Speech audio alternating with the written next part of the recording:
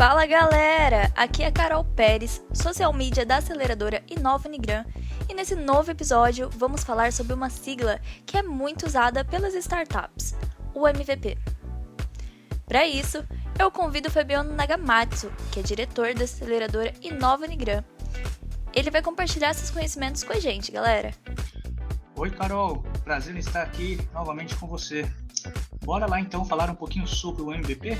Vamos entender então o que é o MVP. Você pode explicar pra gente, Fabiano, o que isso significa? Essa é uma pergunta muito interessante e que, por mais que seja um termo novo aí para o mercado tradicional, é um termo muito utilizado e praticado no meio das startups, no ecossistema, nas comunidades, para aquele que tem a cultura startup. Então, em linhas gerais, MVP em português significa um mínimo produto viável, um produto minimamente viável. Não é uma gambiarra, não é um produto inacabado, não é um produto de qualquer jeito. É um produto que tem as suas características mínimo funcional para que eu possa solucionar um determinado problema. Ah, entendi. E quais são os testes que a gente usa nessa etapa de MVP?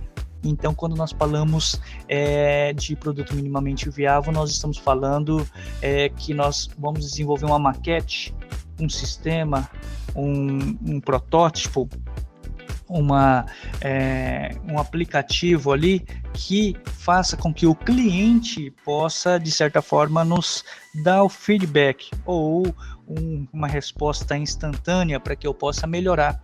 Por isso faz muito sentido o MVP dentro do cenário de empreendedorismo brasileiro. Muitas das empresas começam na informalidade e faturando. Muitas pessoas, muitos empreendimentos começam na informalidade faturando e depois eles se formalizam, ou seja, pega e traz isso para o lado de startup. Muitos projetos de startups começam na informalidade, testando seus projetos no estilo MVP, e depois que eles testam, vê que tem fit, né, chega no Product Market Fit com o seu consumidor, ele fala assim, cara, agora é a hora de abrir empresa, agora é a hora de ter um CNPJ. Então é isso. Tá? MVP não é uma gambiarra, mas é um produto minimamente viável para que eu possa testar, para que eu possa ter o feedback do meu consumidor e assim saber se eu tenho público ou não e qual a escalabilidade disso para que eu possa melhorar cada vez mais. Muito legal. E como que a gente consegue descobrir se o MVP é ou não é uma boa ideia? Bom, para começar, quando nós estamos falando do MVP, nós estamos falando de algo já tangível, né? Então nós já saímos do campo da ideação, não é uma ideia teoricamente, é já uma solução, porém de uma forma minimamente viável, com poucos recursos ali.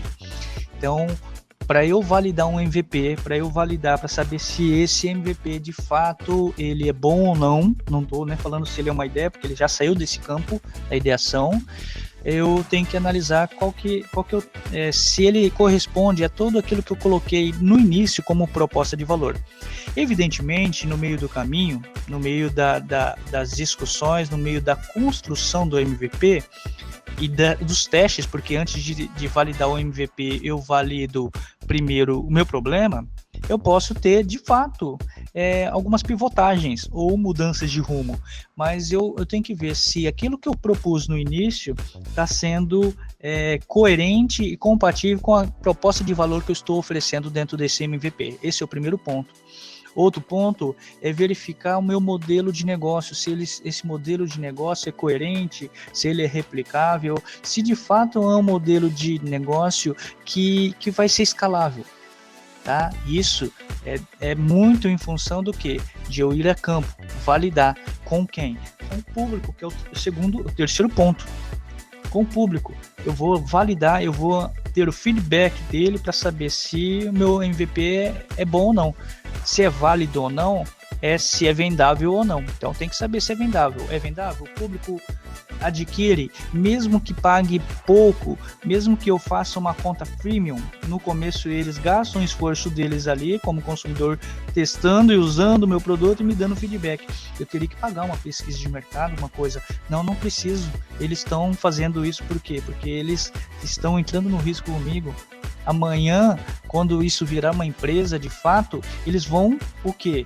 Eles vão ter uma conta lá, premium ali, né? Eles vão ter algumas certas vantagens, por quê? Porque eles acreditaram no meu negócio desde o começo. Então, tudo isso dá o quarto ponto, que é a questão da validação da ideia, né? Ou melhor, do projeto, do MVP, da solução. Eu validei.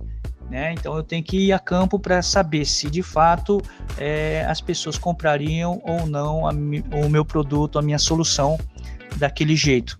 E aí, é claro, evidentemente que muitas coisas vão surgir ali a partir do próprio consumidor com a sua, né, com as suas aspirações, eles vão colocando mais coisas necessárias, mas de todas nós vamos colocar apenas aquelas que atendem a maioria. Eu aposto que com essas dicas do que fazer em cada etapa do MVP fica muito mais fácil de entender. Bom, para a gente estar finalizando aqui, qual a importância de um MVP para sua startup? A importância de um MVP para uma startup, ela transcende as questões de uma empresa tradicional. Por isso que se diferencia pela sua escalabilidade, seu mercado de incerteza, altos riscos, modelos replicáveis e, de certa forma, de tudo isso, a vivência da cultura startup. Por quê? Porque no mercado tradicional, nós teríamos que fazer uma pesquisa de mercado, entender superficialmente, eu posso falar assim, porque nós focamos o foco no cliente, e aí a resposta da maioria ali, a gente começa a construir determinados produtos ou serviços, depois que nós terminarmos 100% com todas as características pesquisadas na questão de mercado, nós vamos e criamos um possível lançamento com as características, é claro, para aquele tipo de público. É mais ou menos assim. Para o mercado de startups, a gente muda alguns processos, ou quase todos os processos. A gente pensa no problema, nós validamos o problema. Depois que nós validamos, o que é validar o problema? Será que esse problema não é uma coisa da minha cabeça? Não é só um problema só meu? Será que é um problema da maioria? Será que é um problema que muita gente tem também? Vamos a campo sem induzir. Vamos a campo saber se realmente isso é coisa só da minha cabeça ou da cabeça de muitas. Se for da cabeça de muitos, bom, é um problema corriqueiro. É um problema que nós podemos tentar criar uma solução. E aí depois eu vou e tento desenhar uma possível solução, desenhar, projetar, que seja algo palpável. E eu coloco no mercado. E aí que eu entro no campo da validação do MVP. Por quê? Porque eu faço algo funcional, peço para que as pessoas utilizem, se vão pagar ou não, se vão indicar, se vai ter uma lista de espera, isso eu já estou validando. E nessa validação, eu já tenho possivelmente sugestões, principalmente críticas, né? E aí elogios talvez, e isso é a melhor parte da startup. Por quê? Porque eu estou falando que o meu foco, a minha solução é do cliente. Eu estou falando que o meu negócio aqui está sendo empático. Eu estou usando da empatia, do mapa de empatia, para saber o que ele sente, o que ele pensa, o que ele critica, o que ele acha, como ele usa, tudo isso. Então o MVP é uma poderosa ferramenta hoje para se lançar produtos, principalmente aqueles que são de alta escalabilidade, que são, para ser de alta escalabilidade, ele tem que ser de inovação tecnológica, né? Ou seja, que seja replicável rapidamente. Ok? E é isso aí.